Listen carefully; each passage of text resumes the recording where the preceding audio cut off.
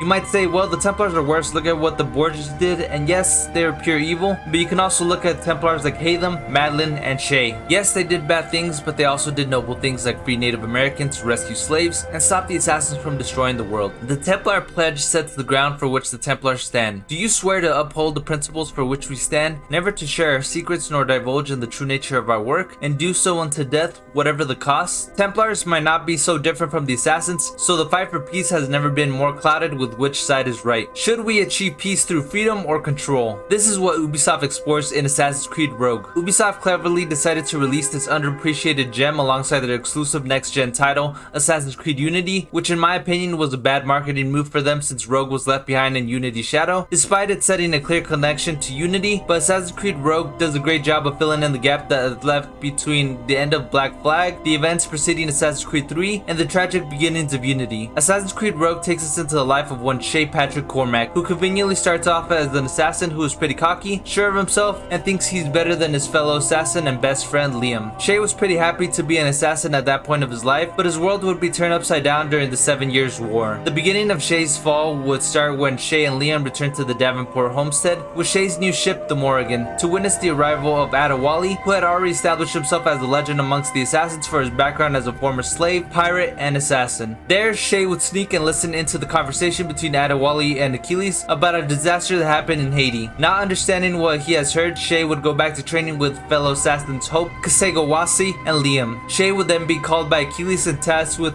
retrieving a precursor box and manuscript that was stolen by the Templars from the assassins. Shay agreed to take on the task and would go and meet up with fellow assassin Chevalier de la Vendre and his associate Le Chasseur to get intel on where the artifacts might be and which Templars had them. Shay was then informed that a package was being brought to Lawrence Washington, who was the older brother of George Washington. There, Shay witnessed Washington meeting with a group of other Templars. After learning that the other two Templars were left in charge of the manuscript and precursor box, Shay proceeded to blend into the party and assassinate Lawrence Washington. When Shay successfully assassinated Washington, he would learn that he was already dying from tuberculosis, which caused him to feel guilty. This would be the start of a long chain of events that would cement Shay's doubt in the Brotherhood.